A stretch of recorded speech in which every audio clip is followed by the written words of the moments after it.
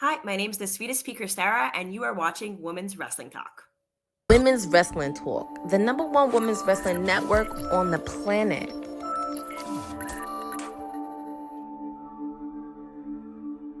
You are watching Women's Wrestling Talk, the number one women's wrestling show on the planet. My name is TK Trinidad, and today we have an amazing show with nothing but amazing guests. She is sometimes sour, mostly sweet, hailing from Montreal, Quebec. Please welcome the sweetest pea, Kristara. How are you doing?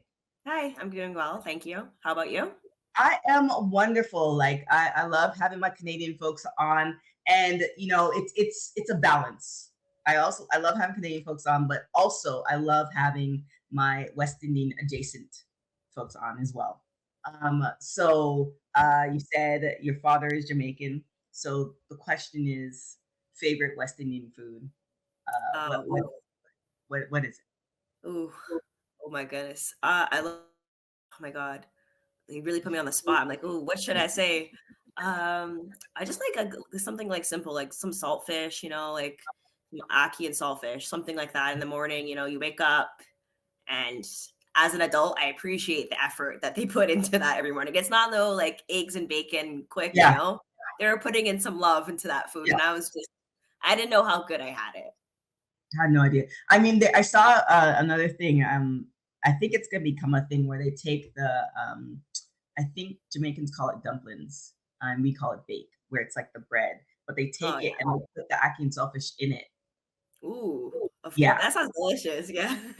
that's become like an Instagram thing. So I'm hoping it to become because, like you, I definitely appreciate the effort because I am a lover of roti.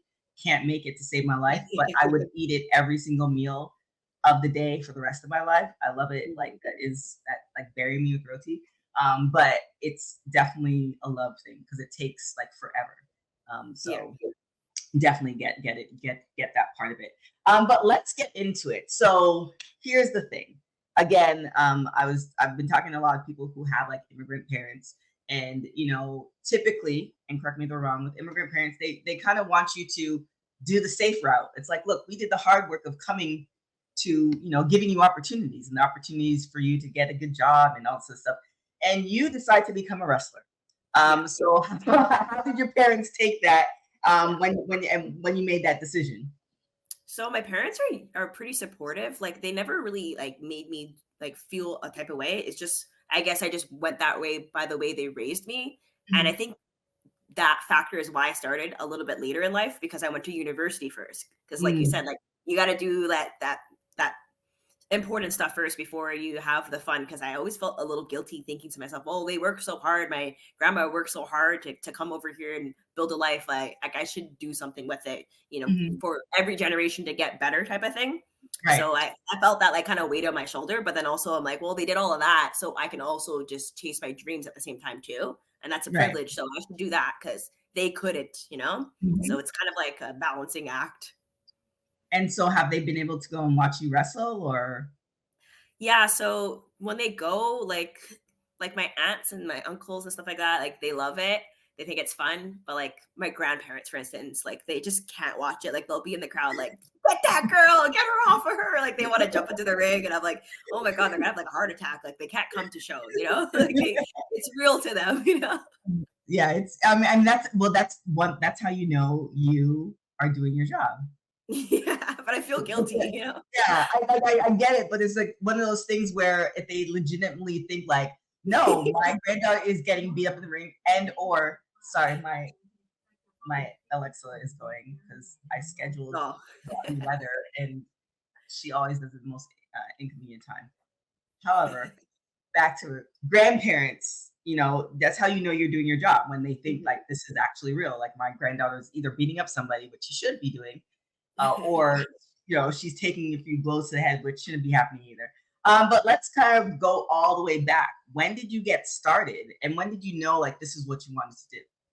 Yeah, so I always wanted to be a wrestler, but it was nothing like something that felt realistic because I was like, I wanted to go to school, I wanted to be a teacher, I just like wanted to do these things first, and so it was like, Mhm. oh, well, I can't do everything. Like financially, like okay, I have to pay for my university too, and if I'm paying for that and my parents are helping me, I should give all my effort to that. So Right. I did that for a bit, and then I was kind of like, oh, the pandemic happened, and I was just bored at home, and I graduated during the pandemic, so I just had so much time on my hands. And then as Hmm. soon as things reopened, I was like, well, let me try. Like I finished school, like I have that extra time. I did what I said I was going to do, Right.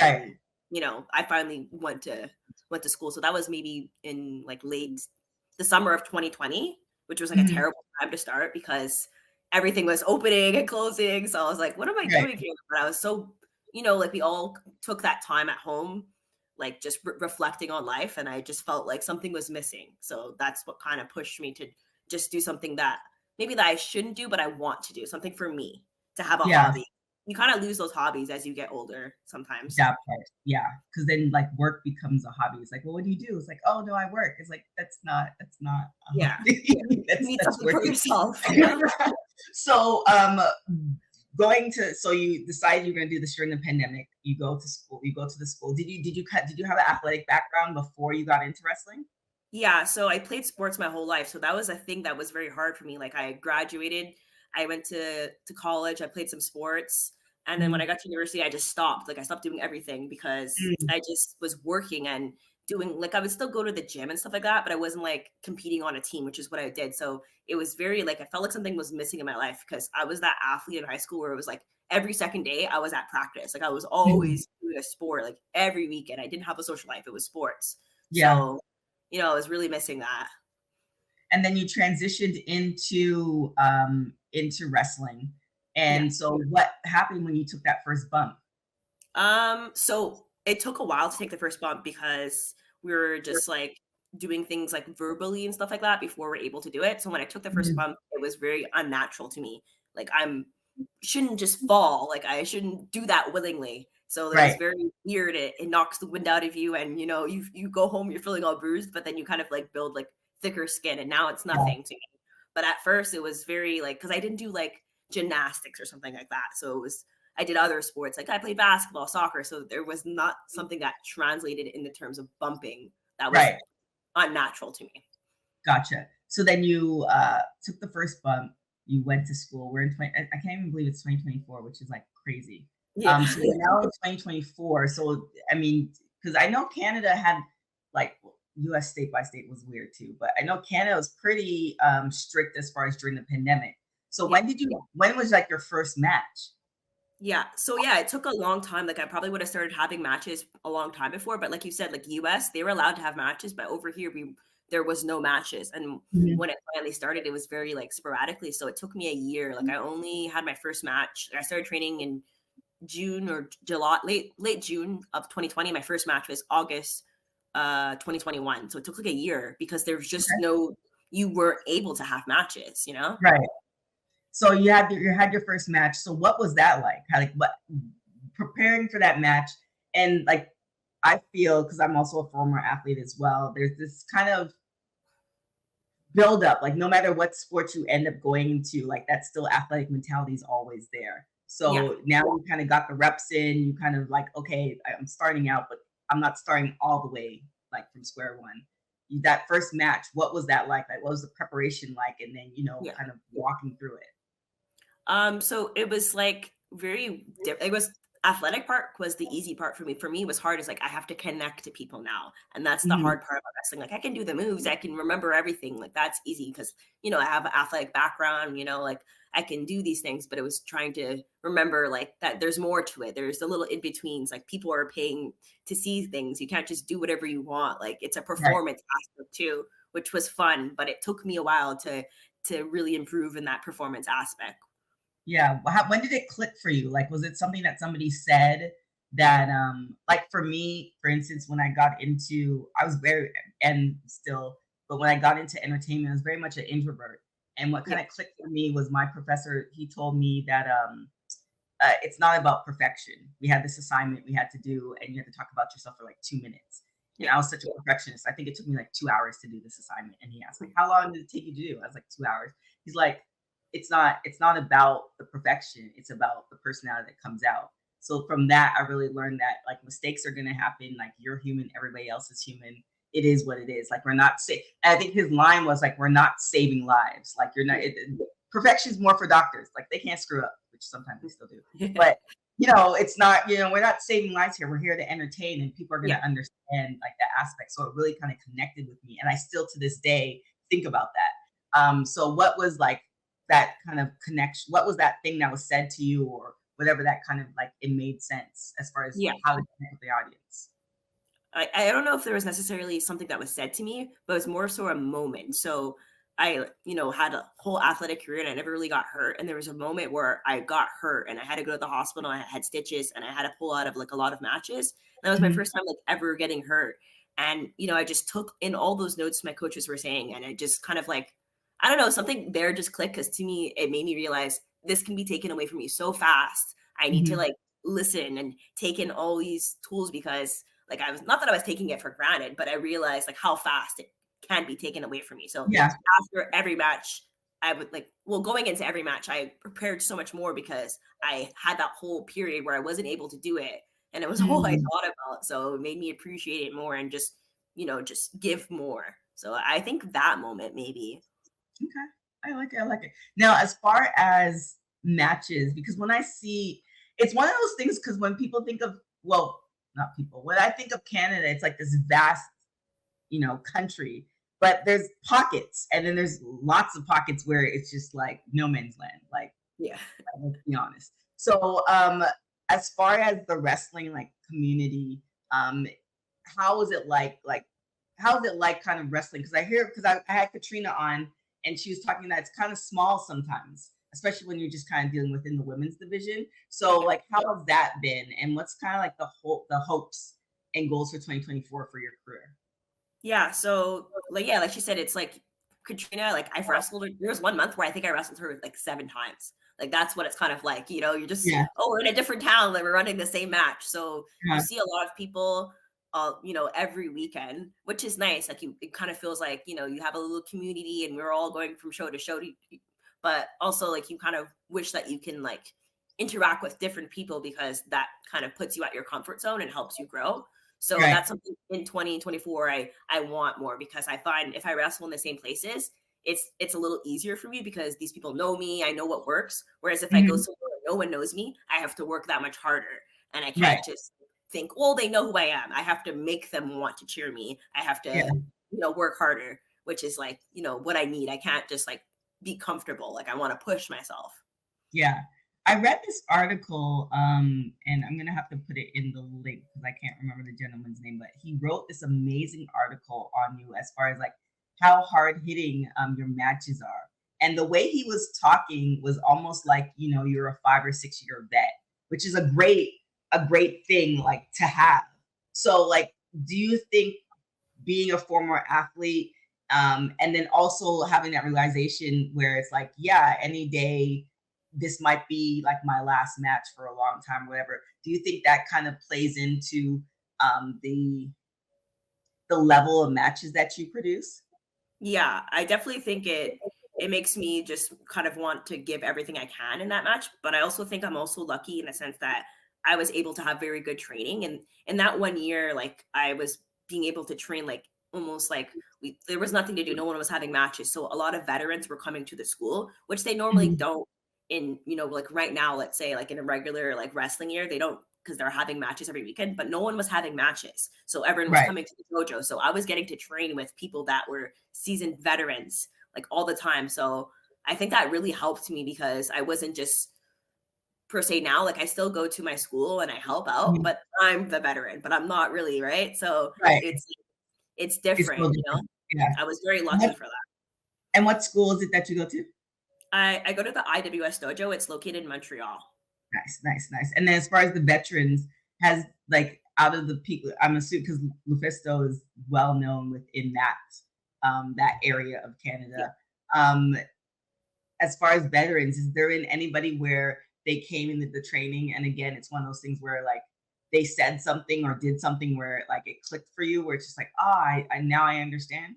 Yeah. So when I was, I guess, thinking of veterans that came in and helped us train for when I first started, my coach was Mike Daly. So I think that very much helped me because Oh, yeah. he just has a very good mind for wrestling, and when will you ever get to have that again? Like because he's Mhm. obviously very busy. So just having him around and having his attitude because he just has like a very different idea of wrestling. Like it's he just goes into it just trying to think how he can have the best match with that person, and just it's just I don't know. I just feel like I think I learned so much just more just having matches, but like how can I like just as a person like be different as well. Like he just taught me to be Mhm. accountable and stuff like that. So little things like that, I feel like I really learned from him.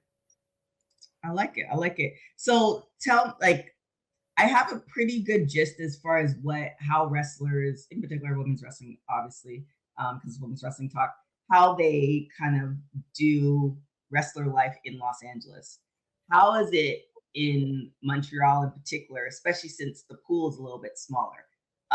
Is there a possibility, like full time wrestlers where you are wrestling full time, or like what is the goal? Is the goal to be able to come to the U.S. a little bit more? Like, how does that all work? Yeah, so to wrestle full time wouldn't be like you wouldn't be able to live on it because there's not that many shows. Like you can maybe like right now, like this month, for instance, like I have a show maybe every Saturday, every Sunday, but it's not livable. Like I still Mhm, have to have a part-time job. And if I'm lucky, maybe I'll get a Friday show, but it's not like the mhm. States where there's Thursday shows and there's all these Right. types of things. So yeah, the goal would be to go to the US because there's just so much more exposure, and they do more with the matches too. Like over here, I'll have like 100 matches and you wouldn't even know because they don't post them or they don't do anything with Gotcha. them. Mhm, And yeah, so it'd be to go to the US or even go to to Europe, just I mhm. have to get out of this little area because you just it's so easy to get stuck here because it's fun, but it's not I don't want to just be like a local wrestler. Right. If we weren't dealing with immigration and the border, because yes, folks, for you guys who don't know, Canada is a whole separate country. We can't just come over to the US. It doesn't work like that, unfortunately. Trust me, I know. Um, if that part didn't exist, who would be on your like to wrestle list? To my oh, okay, so if I could wrestle anyone in the States, Yeah, ooh, I'm yeah, there's from a lot of Canada too. yeah, yeah. Okay, now I'm trying to think. I really want to wrestle Vert Vixen. I got to be Ooh. on a show with her once. Like I wasn't wrestling her, but just Mhm, watching her live and backstage, like she had a good energy. Like she just has a good look. Like so that's someone that immediately comes to mind. And mhm. yeah, I feel like the Texas scene is very like booming too for women's wrestlers. So that would be, I guess I could say Promise Braxton or Gigi Ray. Like that would be very cool. Oh, that would be awesome. Okay, I like that. I like that. And as far as goals for 2024, what are the goals for 2024? Yeah, so the goals are to just basically push myself. Like I'm trying to actively get out of this area because yes, it's nice to have bookings locally, but I just want to like grow my name and Mhm, just get out of my comfort zone like I was mentioning before. So I would like to go to different parts of Canada because mhm. that's even hard to do, right? To go to Western Canada from Eastern Canada because the flights aren't that cheap. So it would Yeah, be cool to go over there even because there's a whole other scene there that I never get to interact with. So yeah. that would And definitely be then a goal. I would say, yeah, to go to Western Canada. and then what about the Toronto scene? How is that looking like? Yeah, yeah, the Toronto scene's awesome. There's a lot of great women's wrestlers there. They're just all so high level. So I get to Mhm. see some of them sometimes when I go to Ottawa because I find Ottawa a lot of like the wrestlers from Toronto area and, Quebec area, they kind of all meet there. So Yeah, I'm lucky in that sense, but there's still a lot of them that I haven't wrestled. So that's also a goal. I like it. So now the day in the life of a wrestler who lives in Montreal. So it's part time because there's not as many matches. But how do you? This is kind of talking more of the business of wrestling. Yeah. Um, how do you like deal with yourself as a brand? Like, do you like work on the merch, or is it more working on your craft, or kind of like what is your game plan in executing, becoming, an amazing wrestler? Yeah. So that's the thing. So being a wrestler in Montreal is I always actively have to be promoting my brand. So I have to have my merch. So I'm trying to like always get new stuff because sometimes people will buy stuff and they'll want something else. So I don't want to always Mhm. have the same pictures. So it's like, oh, I have to have some photo shoots. I have to, be like going over what stock I have and keeping up to date. But also it's like, oh, I had some matches, but no one saw these matches. So I gotta do something about them. I have to send the clips out there because if I don't do something, no one will ever know that they'll happen. So Right. it's something I try to post more. Like there's Mhm. times where I get a little discouraged and I don't post as much, but like I try to actively always like make myself a schedule. It's almost Mhm. like a second job, to be honest, because it's like if I can't complain that people don't post my matches if I don't even try to get them out there. It's the least I can Right. do. I can clip them, I can make highlight reels and get some views from them, and that still does something. And Mhm. that's where I try to emulate. Like I see other wrestlers that have had success going to like Europe or the States, and that's what they do. They promote their brand. You can't just Mhm. expect people to just like stumble upon your stuff. You have Right. to push it out there and just do your best. Yeah, it's like an algorithms thing. It's so crazy because like you're talking about like the Texas scene and even the Toronto scenes, like, what are it's kind of like, you guys have always been there, but it's like once you start following one, then they kind of start populating your algorithm, which is a great Yeah, thing. But again, it's like if you don't post it, then it's like, well, how do you know that these wrestlers like exist? exactly. Beyond, Yeah, and there's just so much wrestling out there. Like watching wrestling, just even across the WWE and AEW and TNA and all those brands, it's like almost like a full time job. So it's just like yeah, now you want to really include the indies. It's like I totally. It's as somebody who tries to keep up with it all. It's just like, yeah, this is a lot, but we're gonna still push through. And like I said, exactly. I love supporting my Canadian wrestlers as well. So what do you do in your between time? Like when you're not a wrestler, what do you do? I go to the gym. I mean, but that kind of ties into for wrestling, but it's also good for my brain. Like I like to run, do a Uh-huh. little 5K, a little casual 5K on the treadmill. Okay. And Okay. I'm a big movie person too. Like I love those. Like I'm not sure. Well, Cheapy Tuesdays. Like I love to go to movies always. So just whenever I can do that, I'll go to the movies, and that's Okay. about it. It's kind of boring. I play video games and stuff like that, and then everything else is basically wrestling. Okay. I like it. I mean, you have to stay true to the craft. So how did you come up with the sweetest pea? Yeah. So it's just kind of like someone just called me it one day, and then I was like, and then like I don't know, just kind of like been kept calling me these kind of names, and I was like, I guess I'll just stick it to myself and see if it fits, and it kind of did because I thought to myself, well, my name's just Kristara, like it's kind of boring, like I should have a nickname or maybe a last name. So it Uh, was just one of those things, like someone just called me it one day, and I just clicked it to my name, and that's what it was. Yeah, there. Sometimes it's just that simple. yeah, Um, exactly. so what's the ultimate goal? I mean, we do have, we have a lot of notable Canadian wrestlers that are on, the WWE, AEW scene. Yeah. So what is, the ultimate goal? And also the great thing about where we are in this era is sometimes the goal is not to be on AEW or WWE. Sometimes the goal Yeah. is to travel the world. So what's your particular goal as far as your Yeah. So yeah, I wouldn't say like it's to be signed to any company. Of course, that would be fantastic. Just to overall be able to wrestle for a living would be the goal. Like in any way, if I could just not have to have my side job that pays the bills and keeps the lights on, if I could career? just focus on that and be able to fund it, like, and not have to take my own personal money, like let it like, make enough from it, that would Right. be the goal because, it's a lot, right? To make it happen. Mhm. So yeah, I would say just to be able to wrestle for a living would be the goal. Okay, I like it. I like it. And then as far as dream matches, who's on your dream match list? Yeah. So if you're talking like Canadian wrestlers, I really want to wrestle Jody Threat. Like I was supposed to wrestle her in the summer and then something Mhm. came up and I couldn't do it. So it really feels like the one that got away. Like I'll never have that match. And sometimes I see her and I'm like, oh please, like I just, and of course she's signed. So it's not something that's easy to be like, hey, you free this weekend? It's like Yeah. she's very busy. So I would really love to wrestle her because she just like has a great energy. Mhm.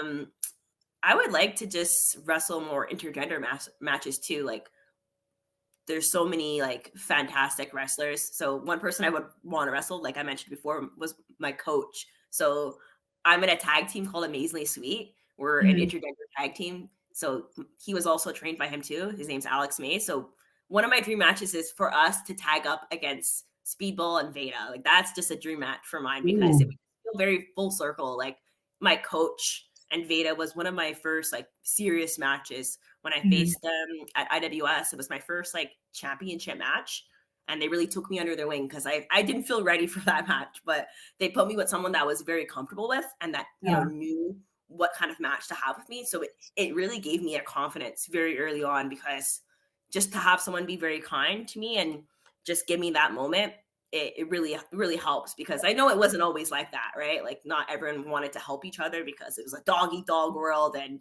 Right. there's only so many spots, but it doesn't feel like that anymore. Like everyone wants everyone to succeed, and by one person being kind, it makes me be kind to other people too. So that Mhm. just felt very like encouraging very early on. Yeah, paying it forward. I think that's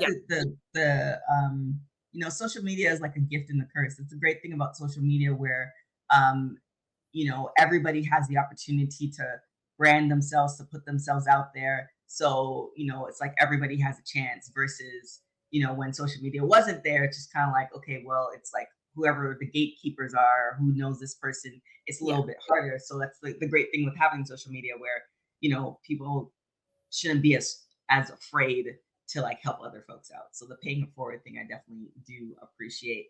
Now as far as like favorite moves, like what would you say is your like the favorite move, and then also the match, like if we were to, which we will, there's a particular match that you want people to watch, yeah. what would be that match? Okay, so my favorite move, I guess I would say, would be my finisher. It's a Mhm. glimmering warlock, so it's just like a low NZ that I do, and Okay. it's something that I just kind of like. I try to do a shining wizard, and then I just Mhm. kind of did it. I did like a kick, and they're like, "Well, that was cool, so just keep doing it," and I just Okay. kept doing it. But so yeah, that would be my probably favorite move, because it's one of those moves where I'm like, well, if I have to do one move in this match, it better be that move because it gets a good reaction and it's Mhm. expected. And yeah, if I can say the match I'd want everyone to watch, this one is not like you can access it, but it's on Patreon on Mhm. Evil Uno's Mystery Wrestling. I got to wrestle Nicole Matthews there. So that Nice. match was very amazing for me, because I didn't know much about indie wrestling growing up. I was, I watched like TNA, I watched WWE, but I knew women's wrestling because I was just like a women's wrestling fan. Like Mhm. I followed the women's story. So I knew Shimmer. I knew who all the women's wrestlers were locally. So of course I Mhm. knew who Nicole Matthews was. So to be able to wrestle her like that early on in my career, and I had a pretty decent match. Well, I want to say pretty decent, but it was probably one of my best matches. Like I walked out of the match and everyone was like, wow, that was very good, because we just had good chemistry. So to me, that would be a match I would want everyone to watch, because it really changed things. Okay. We have to pay the Patreon, then Yeah. watch. Sorry. FYI, FYI. Will support the brand, so I definitely agree with that. So now, like, so you're still pretty new on the scene because Yeah. I was talking to somebody else about the pandemic. It either feels like it was like a year ago or 10 years ago. It depends on like where you are in life. Like it's one of Yeah. those. I still can't believe it's 2024. Like it's like when did that happen? But then also like I'm glad we're kind of far away from the pandemic, but Yeah. it's a weird time right now. But still fairly new to the scene. What would you want people to like know about you as far as like being a wrestler? Yeah. So, what I would want to know people like, okay, so what would I want people to know about me? Like if you were to describe yourself in like one sentence. Yeah. If I could describe myself in one sentence, I guess I would say the sweetest Pea Kristara is just like this little lovable goofball. But like when things get, a little serious, like I could be serious. So that's just kind of the character I am. Like a lot of people, I've had this comparison. They're like, you kind of give me Mr. Bean vibes, because I kind of go out there and I'm being like, oh, like a little silly. But then Uh-huh. like, once like we start going, it's like that gear switches. So that's Mm, something I would want people to know about me, because it's kind of hard to when you post those videos, you just see the cool moves and stuff like that, but you right. can't like, really see the character work. So I guess that's something I'd want people to know about me. Yeah. That's where like the social media and the TikTok, but then even that's a job. Like it's one thing to post your matches and stuff like that, but then to also then post like your personality, it's almost like you have to like time it's speaking of somebody who really I feel you on the social media part. I'm just like "Ugh, I don't want to anymore. Yeah, it's like we I'm don't want to, done." but we have to. Yeah. Yeah, you really have no choice because it's like people are looking. I've gotten jobs just through posting, so I Yeah. definitely definitely understand that part. But how can people support you, as far as making wrestling a full-time job? How can they help you, assist you in that? So to support me, you can follow me on my social medias. So it's the with two T's because it was taken, the sweetest P. So if you follow me on Twitter or Instagram, just supporting and sharing my stuff because, like just one retweet, like, right, it'll give a new set of eyes. So if you could help Mhm. me share what I'm like putting out there, that would help me so much. That's something I could say. Yeah. I like it. I like it. And then what about merch? Merch. Oh, so I actually do have a pro wrestling tees. I Okay. only have a shirt. I'm Mhm. working on a big cartel because I have these cute little stickers, but for now I have pro wrestling tees. I like it. And then under the same name. Yeah. There it is. Well, thank you so much for coming on. I look forward to all the amazing things that you're going to be doing. I look forward to you making it over to the UK and Texas and all the good things. Um, my name is TK Trinidad. You guys can follow me and everything at TK Trinidad. Thank you guys so much for watching. You can follow Women's Wrestling Talk on all things everywhere at www.talkpod.com. Thank you guys so much for watching Women's Wrestling Talk, the #1 women's wrestling show on the planet. Ciao for now. Thanks for joining WWT. Don't forget to like us on all social media platforms at WW Talk Pod. Like and subscribe on all video and audio platforms like yesterday, my G. And check out our website at www.talkpod.com. Thanks for watching Women's Wrestling Talk, the #1 women's wrestling network on the planet.